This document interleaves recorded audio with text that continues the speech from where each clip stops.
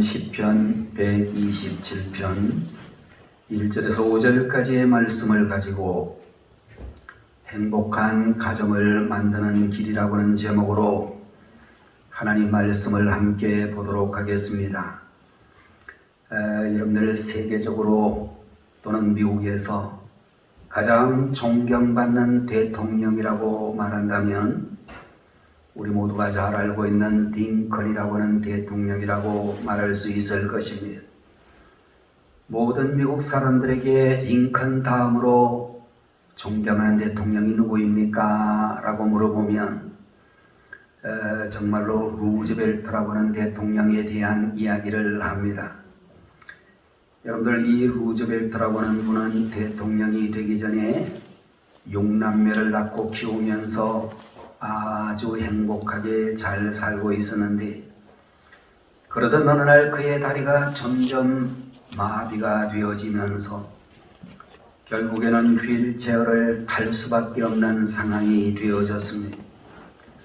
그때에 주변에 있는 많은 친척들이 루즈벨트의 아내 엘레나라고 하는 분을 향해서 얘야, 저런 남편과 함께 살면서 6남매를 어떻게 키우겠느냐, 그냥 헤어져라 라고 하는 그런 친척들이 많이 있었는데 그때 루즈벨트의 부인이었던 엘레나라고 하는 분이 말하기를 저는 남편의 다리를 사랑한 것이 아니라 남편을 사랑했습니다 라고 말을 하면서 평생토록 그 지체 장애를 가지고 있었던 루즈벨트의 옆을 떠나지 않고 자녀들까지도 훌륭하게 잘 양육했다라고 하는 이야기를 들을 수 있습니다.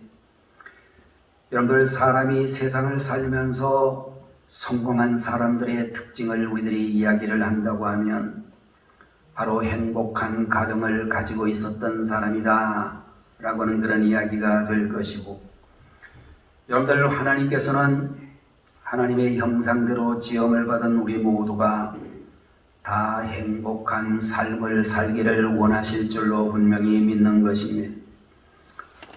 오늘 이 자리에 계시는 여러분들에게 왜 교회를 나오고 왜 예수님을 믿습니까? 라는 질문을 한다면 아마도 많은 분들이 이야기하기를 행복하게 살기 위해서 내가 예수님을 믿고 교회를 다니고 있습니다 라고 하는 분들도 있을 것입니다. 여러분들 하나님께서 행복한 우리 인생을 살도록 하시기 위하여 친히 세우신 두 가지 기관이 있는데 첫 번째로는 작은 교회라고 말할 수 있는 가정이다 라고 이야기할 수가 있고 또 한 가지는 큰 가정이라고 말할 수 있는 교회라고 말씀을 드릴 수 있을 것입니다.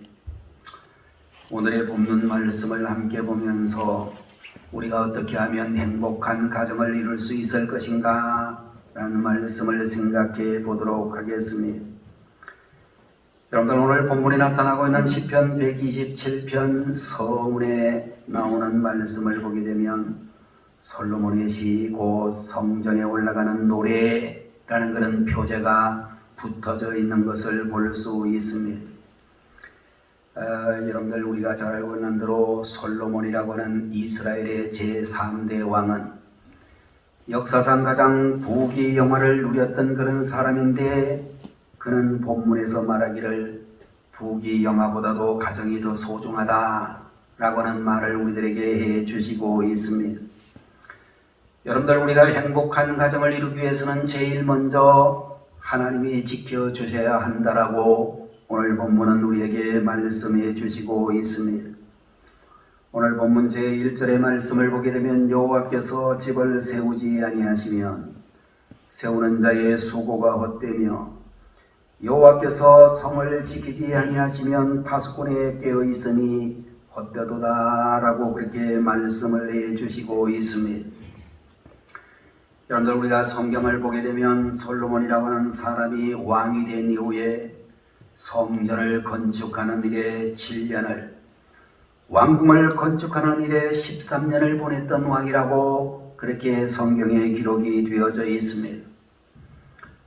여러분들 당시 이스라엘 나라에서 가장 위대한 건축물이 있다고 한다면 예루살렘 성전이나 이스라엘의 왕궁이라고 이야기할 수 있을 터인데, 아마도 그런 의미에서 이 솔로몬이라고 하는 사람은 건축이라고 하는 부분에 있어서 도사의 경지에 오른 사람이라고도 이야기할 수 있을 것입니다. 그런 그가 말하기를 성전이나 가정이나 하나님이 세워주시지 아니한다면 세우는 자의 수고가 헛되고, 또 하나님이 지켜주시지 아니하면 파수꾼이 열심히 성을 지켜도 아무런 소용이 없다라고 말씀을 하고 있는 것입니다. 여러분들, 우리가 살아가고 있는 이 사회, 우리 주변을 살펴보게 되면 많은 어렵고도 불행한 일들이 날마다 발생하고 있습니다. 그런데 여러분들, 그런 불행한 일들은 어느 날 우리 가정에도 닥칠 수 있고 내 개인적으로도 이럴 수 있다는 사실을 우리는 알고 있어야 될 것입니다. 교통사고로 누군가 죽는 일이 우리 가정이나 식구의 일이 될 수도 있고, 물놀이를 갔다가 사고로 누군가 죽는 일도 우리 식구 중에 누군가의 일이 될 수가 있고, 누군가 암 판정을 받고 시한부 인생을 사는 일도 우리 가정에서 얼마든지 일어날 수 있는 일이다 라고 말할 수가 있을 것입니다. 우리 교단의 목사님 가운데 부흥회를 열심히 다니고 1년에 적어도 50주 이상 부흥회를 다녔던 목사님 중에 경기도 화성의 화성중앙교회에 참으로 목사님이 한 분 계셨습니다. 그런데 제가 보니까 그 양반 나이가 저보다도 좀 연소한 분인데 그분이 세상을 떠나셨다라는 이야기를 들었습니다. 왜 돌아가셨느냐고 얘기를 했더니 대장암에 걸렸는데도 불구하고 병원에 가서 수술을 했는데도 불구하고 이제 이 양반이 몸을 잘 관리하지 못하고 무리하게 계속 부흥에 나가다가 돌아가셨다, 뭐 그런 이야기도 있습니다. 근데 여러분들, 우리가 이런 이야기를 들으면서 그런 이야기는 다 다른 집 이야기인 줄 아는 분들도 많이 계실 것이지만, 사실은 나 자신도 그런 질병에 감염이 될 수가 있고, 또 우리들도 그와 같은 암과 같은 그런 질병에 투병하다가 이기지 못하고 세상을 떠날 수 있는 가능성이 누구에게나 있다라는 사실을 알아야 될 것입니다. 그래서 오늘 본문에 나오는 솔로몬 임금은 말하기를 하나님이 지켜주셔야 한다라고 말씀하고 있는 것입니다. 우리 집도 하나님이 지켜주셔야 되고, 여러분들 우리의 건강도 하나님이 지켜주셔야 되고, 여러분 자녀들의 앞길도 하나님께서 지켜주셔야 된다라고 하는 것입니다. 사람들은 생각하기를 자신의 힘과 능력과 그리고 자기의 도덕성을 믿다가 자녀의 죽음 앞에서 또는 큰 문제 앞에서 하나님 앞에 돌아오는 이들의 이야기를 우리는 얼마든지 들을 수 있을 것입니다.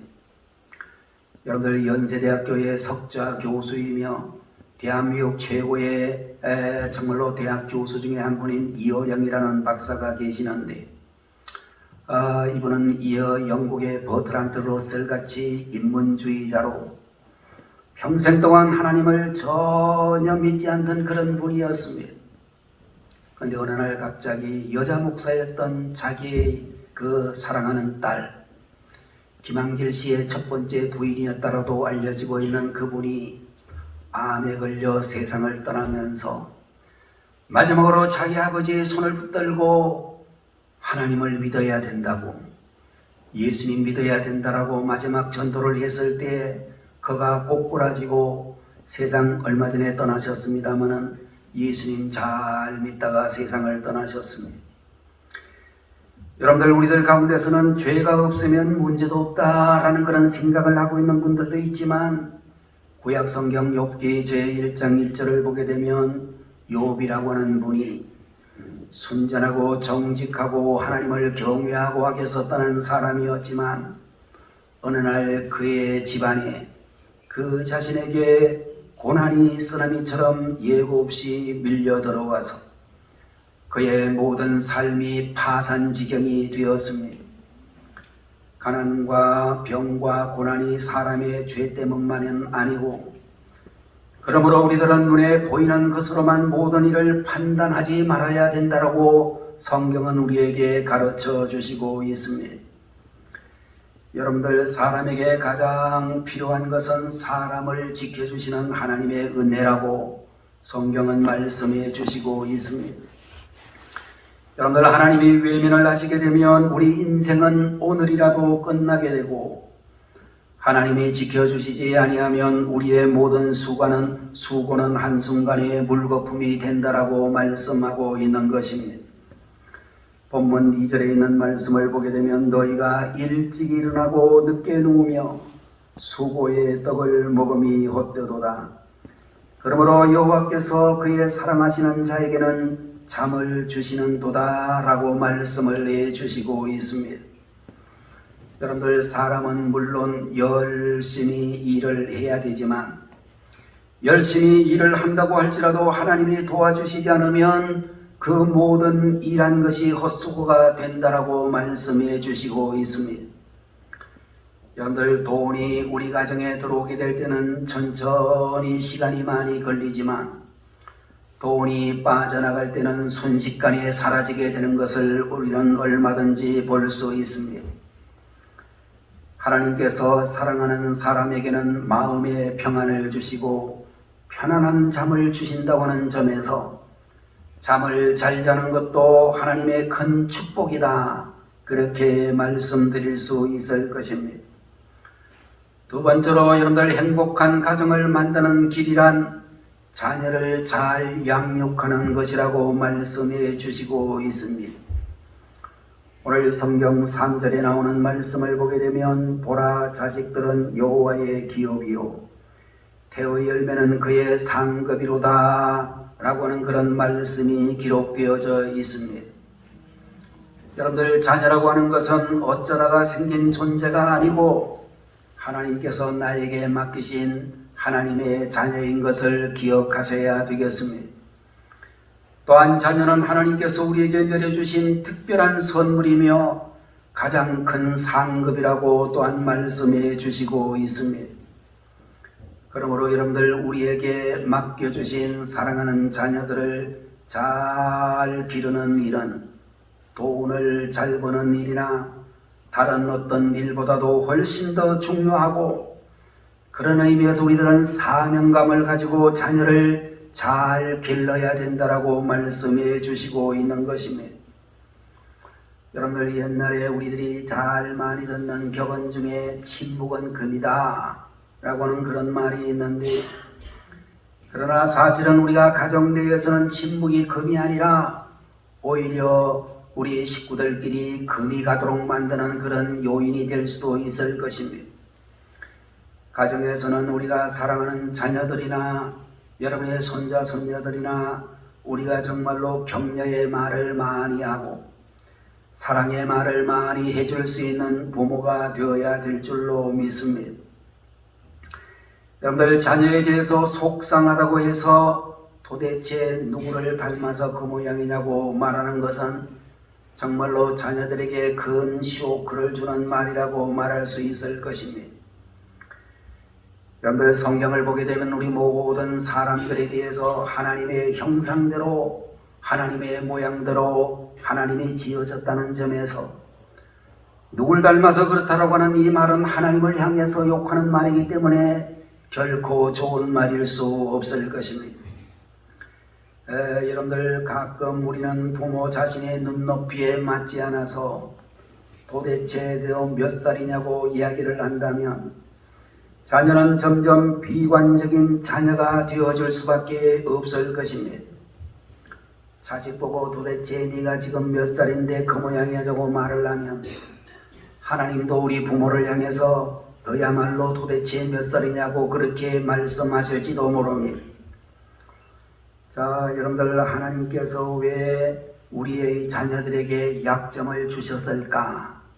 모자라고 부족한 점을 주셨을까라는 생각을 해본다면 그 약점 때문에, 부족한 점 때문에 부모가 속상해하거나 지적하라고 주신 것이 아니라 부모에게 그 약점을 보충해 줄 수 있는 사람이 되라고 우리 자녀를 그렇게 만들어 주신 줄로 믿습니다.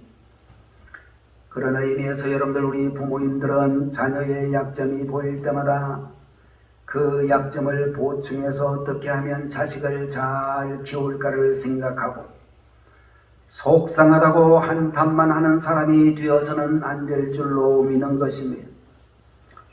어떤 교회에 믿음이 아주 좋은 성도님 가정이 있었는데 자녀를 아무리 얻고 싶어 했지만 자식을 얻지 못하다가 결혼한 지 15년이 되어서 이제 첫 아이를 낳게 되었는데 낳고 보니까 그 자식이 기형아 아이를 낳게 되었습니다.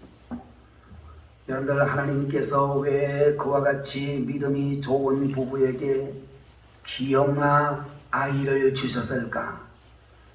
여러분들, 우리가 생각해 보게 되면 하나님의 섭리에 의하여 이 아이는 어차피 이 세상에 태어날 아이였는데 하나님께서 이 아이를 도대체 누구에게 맡기실까 생각을 많이 하시다가 저 가정에 보내면 저 부부가 누구보다 잘 키우고 사랑해 주겠지. 그와 같이 그 부부를 믿으시고 그 가정에 장애아와 기형아를 보내셨을 수도 있다라고 하는 것입니다. 여러분들, 우리에게 있는 자녀가 부족한 자녀라 할지라도 하나님이 소중한 선물로 여기고 하나님께 감사하면서 그의 약점을 보충해주고 그 약점 때문에 자녀를 더 사랑해 줄 수 있는 우리 부모님들이 되셔야 될 것입니다. 하나님께서 그 모습을 보시고 너는 내 기대대로 내가 보낸 나의 소중한 생명을 잘 키우고 있구나 라고 흡족하게 여기시고 축복의 문을 활짝 열어주시리라 믿는 것입니다. 세 번째로, 행복한 가정을 만드는 길은 부모가 본이 되어야 된다라고 말씀을 드릴 수 있습니다.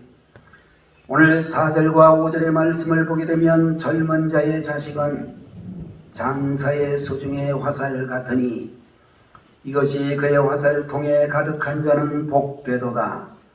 그들이 성문에서 그들의 원수와 담판할 때에 수치를 당하지 아니하리로다 라는 말씀을 해주시고 있습니다.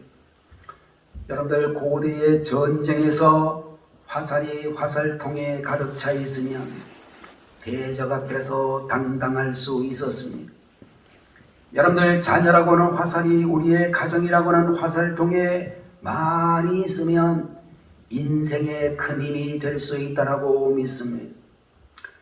여러분들, 요 사이에도 우리 목사님들 집안이나 성도님들 집안이나 일가 친척들 집안에서 가끔씩 평상시에 별로 소식이 없던 분들 중에서 카톡이나 이렇게 전화가 오는 분들이 있습니다. 대개 받아보면 누구누구가 세상을 떠나셨습니다. 돌아가셨습니다. 이런 통지문인 경우들이 많이 있습니다. 그런 집에를 이제 문상을 갑니다. 근데 문상을 가보면 상주들이 그냥 한 19명 이상 이렇게 쭉 늘어서 있는 그런 집안도 있고, 어떤 집안은 그야말로 상주가 한 사람밖에 없어가지고 굉장히 쓸쓸한 그런 집안도 있습니다. 우리 교회도 옛날 상당히 여러 해 전이지만 그 인천에서 우리 교회를 오시던 권사님, 김기란 권사님이라고 하는 분이 계셨는데 그분이 이사를 멀리 가셔서 서울시 저 끄트머리 동네 신내동인가 그쪽에 사시다가 돌아가셨는데요. 우리 교회에서 이사 가신 지 얼마 안 돼가지고 우리한테 연락이 와서 우리가 그 장사집에를 가게 되었는데, 그 어른이 돌아가시면서 꼭 부탁을 하기를, 목사님, 제가 세상 떠나면 장례식은 목사님이 꼭 해주세요. 그리고 세상을 떠나셔서 우리 교인들이 갔습니다. 권사님들 몇 분이 이렇게 가셔서 봉고차에 한 가득 타가지고 그 돌아가신 데를 갔습니다. 같으니까요. 우리 깜짝 놀랐어요. 그 집에 아들이 딱 하나밖에 없는 거예요. 문상을 오는 사람도 아무도 없고 그 아들 혼자만, 그 아들 며느리 그 집안 사람들만 있고 딸이 한 사람 더 있다는데 딸은 일본에 도쿄인지 어디 있어가지고 딸은 아직 오지 않았다고 얘기를 하는데 장례가 끝날 때까지 안 오더라고요. 그 딸이. 엄마하고 원수어졌나 왜 안 왔는지는 모르겠어요. 정말로 외로운 장례식을 치러보았습니다. 그런데 여러분들 우리가 장사집이나 결혼식이나 이렇게 경조사를 가게 되면 그 집에 집안 식구들이 많아가지고 장례식을 해도 형제 자매들이 많아서 이렇게 하는 집은 굉장히 남보기 좋으라고 꼭 하는 건 아니지만 정말로 집안이 든든해 보이고 좋습니다. 오늘 본문에 있는 말씀을 보게 되면 우리는 이런 말씀은 바로 우리들로 하여금 자녀를 많이 낳고 육신의 자녀가 적으면 영적인 자녀라도 많이 낳아야 된다는 것을 가르쳐주고 있는 말씀이라고 생각이 되는 것입니다. 여러분들 오늘 본문에 자식이 장사의 수중에 화살 같다라고 하는 이 말씀은 부모가 자녀를 키우게 될 때에 삶의 모범이 되어야 된다는 의미를 또한 담고 있는 것입니다.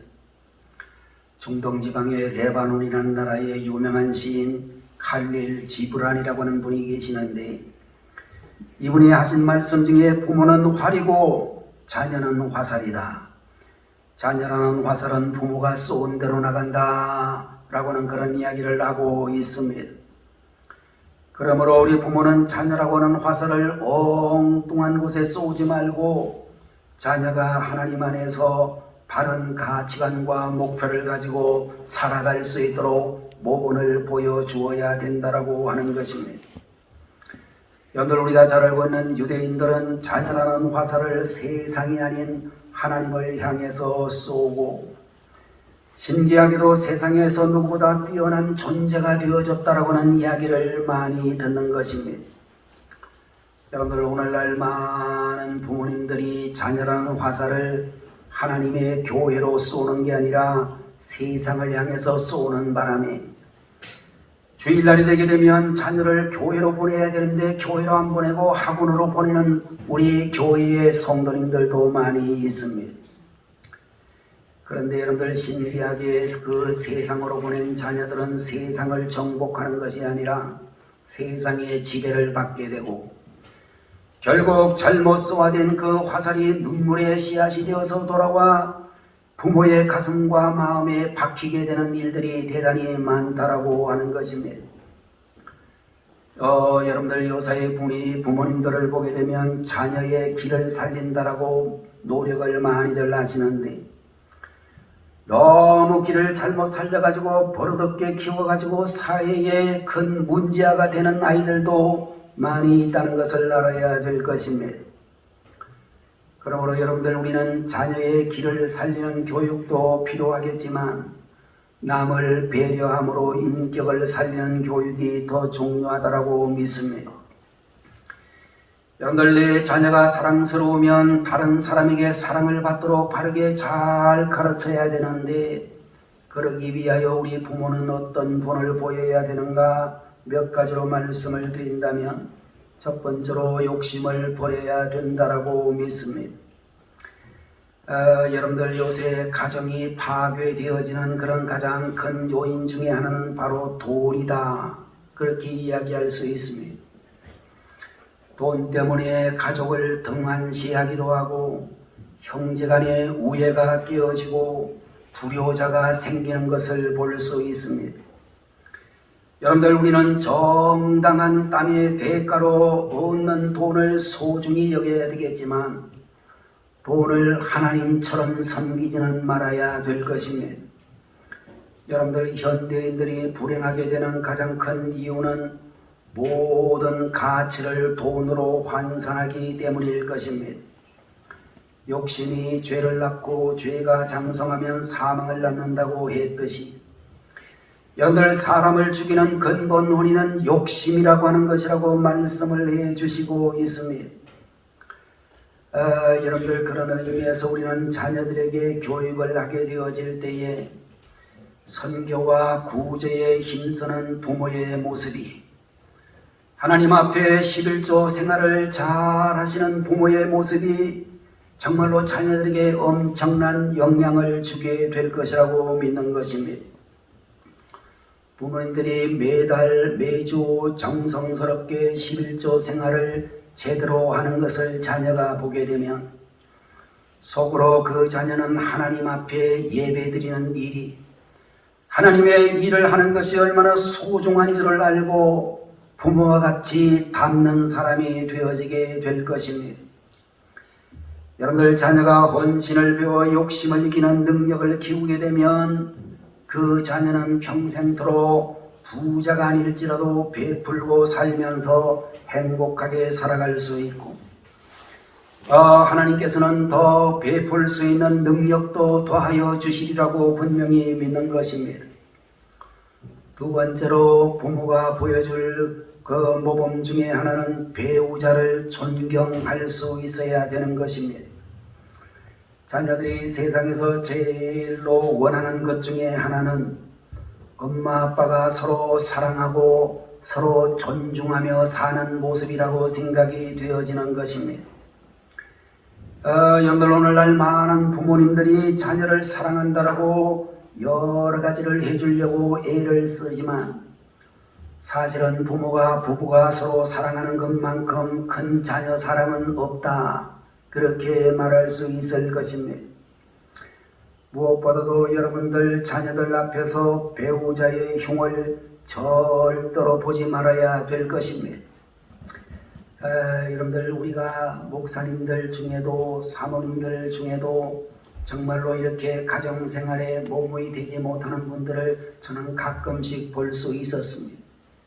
그렇게 돼서는 안 되겠죠? 우리 권사님들 집이, 또는 여러분들 우리 집사님들 가정이, 여러분들 우리 성도님들 가정에 부부가 서로가 서로를 존중해 줄 수 있었으면 좋겠다, 그렇게 생각합니다.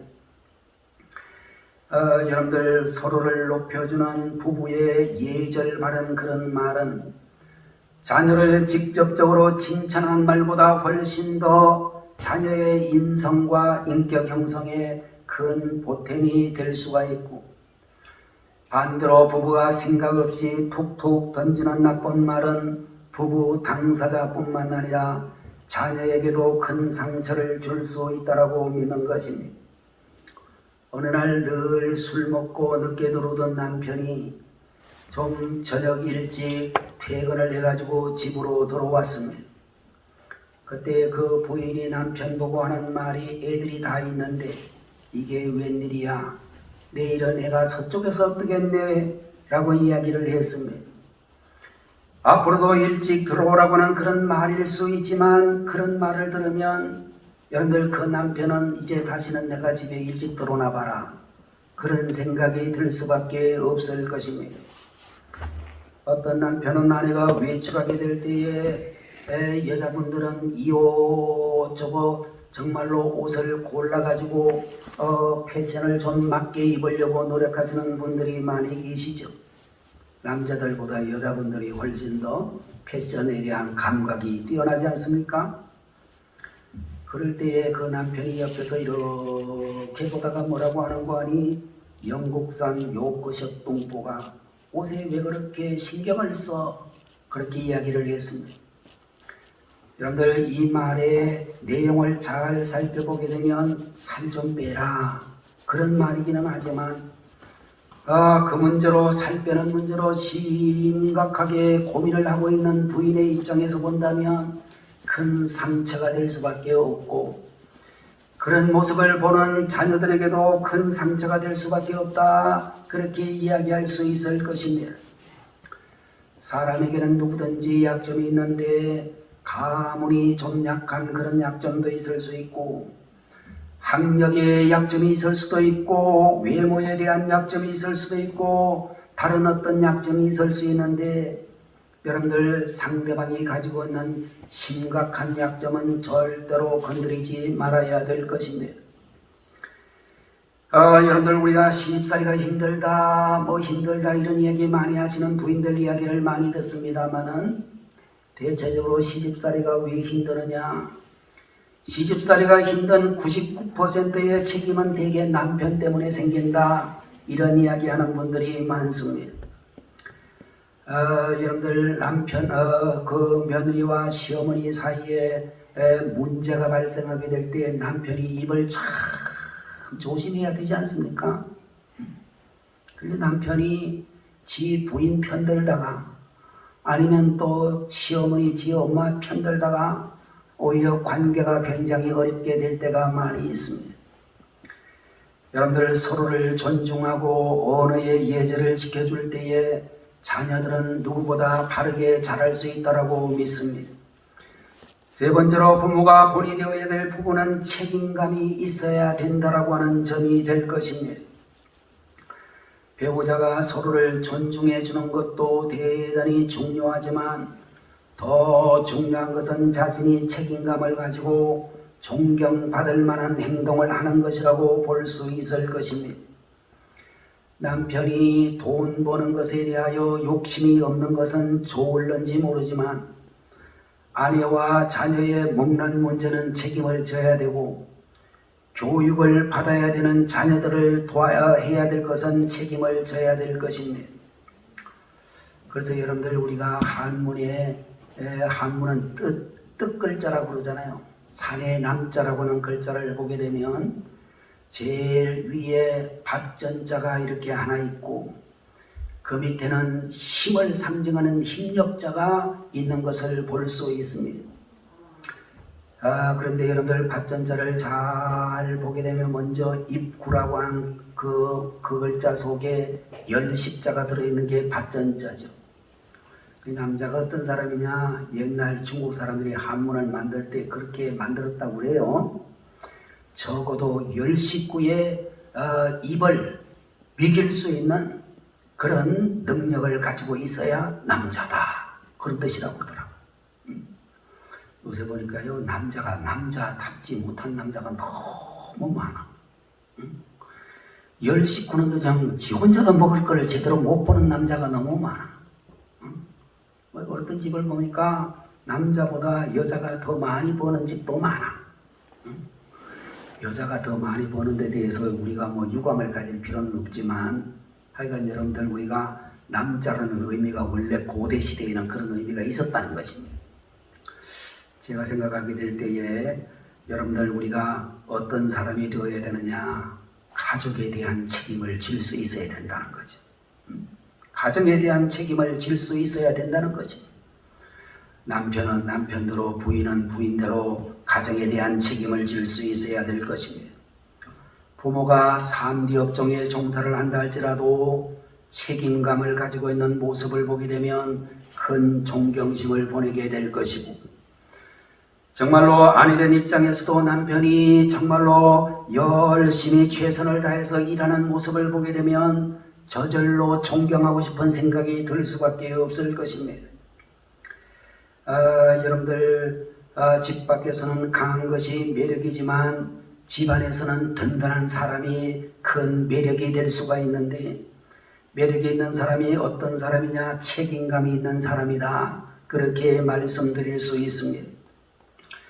맹수의 왕, 짐승의 왕이라고 하는 사자가 밖에서는 정글을 호령하는 그런 존재이지만 굴 속으로 들어오게 될 때는 발톱을 싹 감추고 꼬리를 치면서 가족들을 기뻐하면서 들어온다는 이야기가 있습니다. 여러분들 세상의 모든 남편들이 아내들이 가정 밖에서는 큰 소리를 치는 경우가 있다 할지라도 가정 안에서는 부드럽고 의지할 만한 남편이 되고 아내가 되고 아빠가 되고 엄마가 되어야 될 줄로 믿습니다. 여러분들 부부는 서로의 허물을 덮어주고 서로 높여줄 수 있어야 될 것입니다. 여러분들 베드로전서 3장 7절의 말씀을 보게 되면 아내를 귀하게 여길 때 기도가 막히지 않는다 라는 말이 나오고 있습니다. 여러분들 우리는 모든 사람을 귀하게 여겨야 되지만 특별히 우리의 가족들을 귀하게 여길 수 있어야 된다는 것입니다. 또한 우리는 항상 진실해야 되지만 무엇보다도 식구들 앞에서 진실해야 될 것입니다. 식구 앞에서는 진실한 사람은 위대한 사람이고 아내 앞에서 존경받는 남편은 천하를 얻은 사람이다. 그렇게 말씀드릴 수 있을 것이며 목사님들 보고 이렇게 질문을 해봅니다. 목사님, 사모님이 있을 때 설교가 더 잘 돼요? 사모님이 없을 때 설교가 더 잘 돼요? 그러니까요, 목사님 중에 100% 대답이 뭐냐면 사모님이 없을 때 설교가 잘 됩니다. 그렇게 얘기했어요. 사모님 앞에서 자신감이 없지, 목사님들도. 우리 성도님들 중에서 사모님들 보고 가끔 그런 분들 있어요. 사모님은 참 좋겠어요. 저렇게 자상하시고 사랑이 많은 목사님하고 사니까 얼마나 좋을까요? 그럼 우리 집사람이 그러더라고요. 살아보세요. 살아보세요. 살면은 살아보면 별로 나을 것도 없다, 그런 말이지. 여러분들, 세상에 부부들이 다 그렇고 저렇고 사는데 목사님들도 별로 그게 뛰어나지 못한 분들이 더 많다고 생각합니다. 여러분들, 얼마 전에 세상 떠나신 여의도 순복음교회 조용기 목사님은 안 싸웠을 것 같아요. 그 양반요, 자기가 쓴 책에서 나오더라고. 자기 부부는 정말로 피 터지게 싸웠다고. 세계에서 제일 큰 교회를 목회하시다가 가신 분도 피 터지게 부부싸움 하면서 살아갔어요. 여러분들, 그런데 여러분들, 성경은 우리에게 말씀해 주시고 있습니다. 그래서 우리가 정말로 기도가 막히지 않고 은혜가 막히지 않기 위하여 우리가 사랑받는 배우자, 존경받는 부모가 되기 위하여 더욱 힘써야 된다라고 말씀을 해 주시고 있습니다. 옛날 우리가 여러분들 초대교회의 역사를 보면 로마 제국이 멸망할 당시 정치적으로 또는 군사적으로 로마가 약해져 가지고 무너진 것이 아니라 가정이 무너져 가지고 성도덕이 문란해져 가지고 가정이 붕괴된 것이 가장 큰 이유였다라고는 그런 이야기를 하고 있습니다. 로마의 유명한 철학자 세네카라고 하는 사람은 기회가 있을 때마다 말하기를, 여러분 가정으로 돌아가서 가정을 지키십시오 라고 로마의 모든 남자들에게 그렇게 이야기를 했습니다. 여러분들, 어느 날 소크라테스라고 하는 철학자의 집에 손님들이 많이 찾아왔습니다. 그때에 소크라테스의 부인 악초로 소문난 크산디페라고 하는 분이 손님 데리고 왔다고 막 소리를 질렀습니다. 소크라테스가 말하기를, 손님들이 많이 오셨으니 제발 좀 조용히 하라고 부인에게 부탁을 했습니다. 그 말을 듣고 소크라테스의 부인 크산디페가 더 소리를 지르면서 물동이를 집어들고 소크라테스에게 던져버렸습니다. 그 광경을 보고 아테네의 유명한 철학자들이 전부 이야기하기를, 선생님, 저런 여자하고 어떻게 삽니까? 빨리 갈라지십시오. 그렇게 이야기를 했어요. 그때 소크라테스가 말하기를, 천둥이 친 후에는 비가 오고 비가 온 후에는 곧 날이 갤 것입니다 라고 이야기를 하면서 그 위기를 벗어나는 여유와 인내가 있었다라고 하는 것입니다. 예수님께서 여러분과 저에게, 우리 세상 모든 사람들에게 서로 사랑하며 살라라고 불러주시고 이 땅에 보내셨습니다. 그 사랑을 훈련하고 실천하는 제일 좋은 장소로 하나님께서는 우리에게 가족을 주셨습니다. 그 가족을 사랑하면서 실천하면서 우리의 사랑의 폭이 점점 더 넓혀져야 되는 것은 우리가 해야 될 일이라고 믿습니다. 항상 가정을 주신 하나님의 은혜를 기억하고 우리의 가정을 행복한 가정으로 만들어가기에 최선을 다하는 주님의 자녀들이 되시기를 축원합니다. 기도하겠습니다. 거룩하신 우리 아버지 하나님, 5월달 가정의 달을 맞이하고 오늘 특별히 행복한 가정을 만드는 길이라는 제목으로 말씀해 주시니 감사합니다. 하나님께서 우리의 가정을 지켜주시옵소서. 우리의 자녀들을 잘 양육할 수 있는 부모들이 되게 해 주옵소서. 또한 우리가 자녀들에게, 우리의 가족들에게 본이 될 수 있는 그런 모든 성도님들이 되게 해 주옵소서. 하나님이 본이어 주시고 하나님이 함께 해 주신 우리의 가정들마다 예수 그리스도를 믿는 믿음 안에서 행복한 가정이 되게 하여 주옵소서. 예수님의 이름으로 간절히 기도 올리옵나이다. 아멘.